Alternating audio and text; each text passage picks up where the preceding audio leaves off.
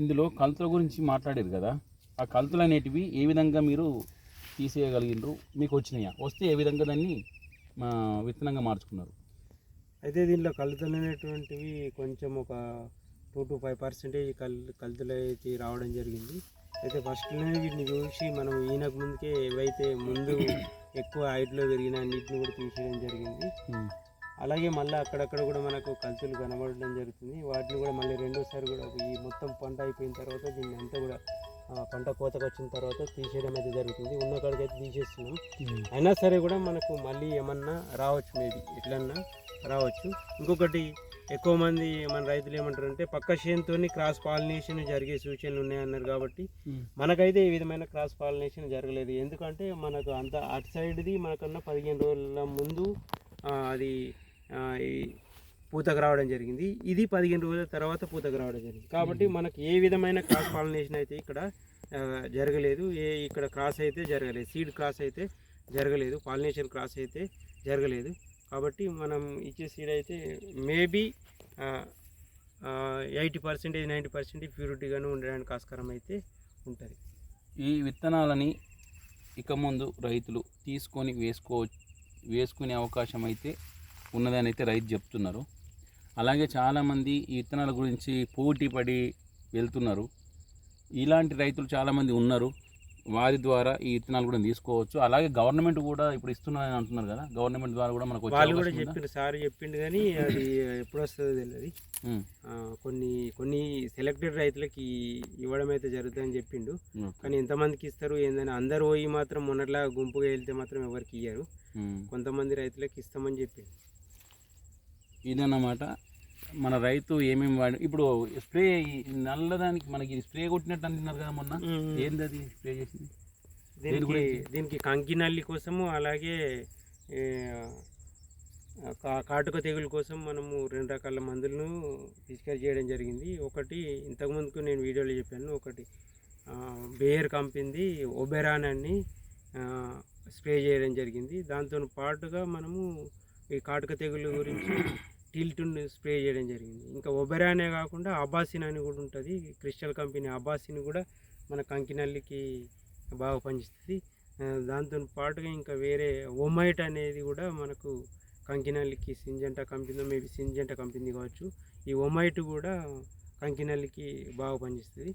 కానీ కాటుక తెగులు కానీ మామిడి పింద తెగులు కానీ రాకుండా ఉండడానికి టిల్ట్ అయితే బాగా పనిచేస్తే మనకు పూర్తి స్థాయిలో కంట్రోల్ కావడం జరిగింది. ఇవి రెండింటిని అయితే కొట్టుకుంటే ఏ వరకైనా కొట్టుకోవచ్చు. ఇది ఒబెరాను టిల్టు, లేదంటే అబాసిన్ టిల్టు, లేదంటే ఒమైటు టిల్టును కొట్టుకుంటే ఈ కంకినల్లిని అలాగే కాటుక తెగులను నివారించుకోవచ్చు.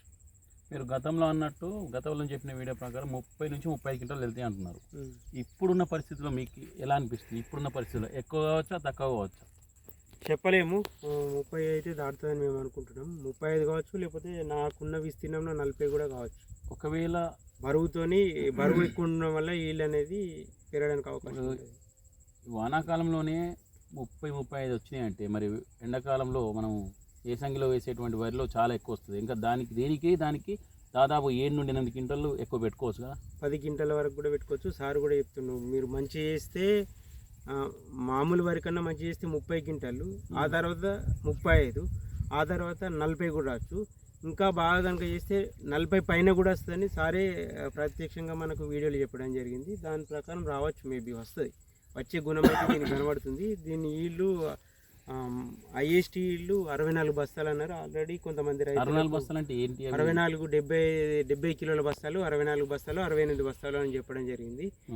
మేబీ రావచ్చు, వచ్చే అదైతే కనబడుతుంది మనకు. ఎందుకంటే అన్నీ కనుక పాలు పోసుకొని అన్నీ కనుక కరెక్ట్ బయటకు వచ్చి అన్నీ వాతావరణం కనుక సెట్ అయితే వాళ్ళు చెప్పిన ఈళ్ళు అయితే రీచ్ కావచ్చు మేబీ.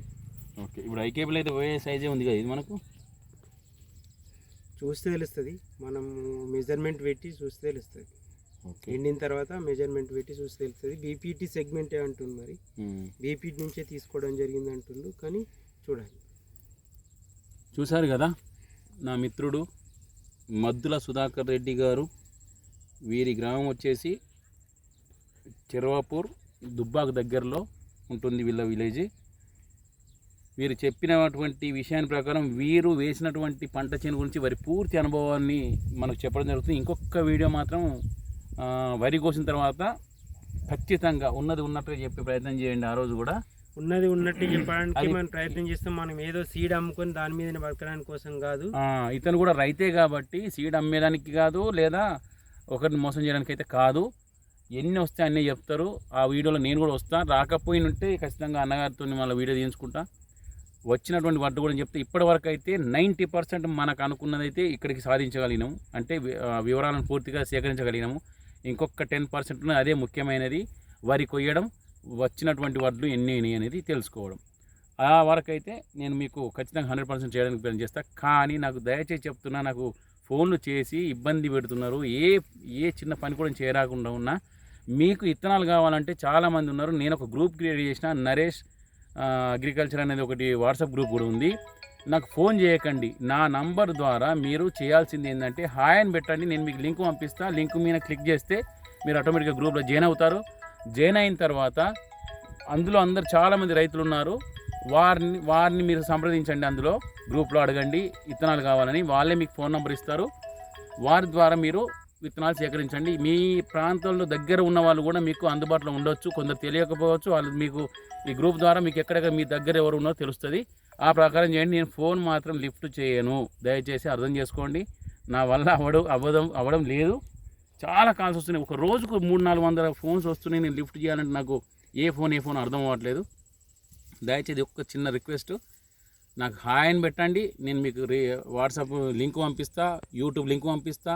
యూట్యూబ్ సబ్స్క్రైబ్ చేసుకుంటే కూడా అందులో సమాచారం అందుతుంది. ఎక్కడ విత్తనాలు నేను కూడా చెప్తారు. అలాగే వాళ్ళు కూడా, రైతులు కూడా, నేను ఉన్న ప్రాంతం నుంచి నాకు వీడియో పంపమని చెప్పిన వాళ్ళ ద్వారా కూడా మీకు తెలుస్తుంది. ఓకేనా? ఈ ప్రయత్నం అయితే చేస్తూ ఉన్నాను. మీకు ఈ విత్తనాలు అందుబాటులోకి రావాలి. ఒక రైతు అనేవాడు సార్ అన్నట్టుగా ఫయాజ్ సార్ గారు అన్నట్టుగా మనకు ఒక రైతుకు 40 క్వింటాలు కనుక వచ్చినాయి అనుకోండి, అంతకు మించిన అదృష్టం మనకు ఉండదు. అలా చేయాలంటే మీరు కూడా మంచి వ్యవసాయం చేయండి. ఇలాంటి విత్తనాలు మంచి ఉన్న దగ్గర తీసుకొని వ్యవసాయం చేయండి. జై జవాన్, జై కిసాన్. నేను మీ చిగురు నరేష్. యూట్యూబ్ మాత్రం సబ్స్క్రైబ్ చేసుకోండి. Thank you. ఓకే.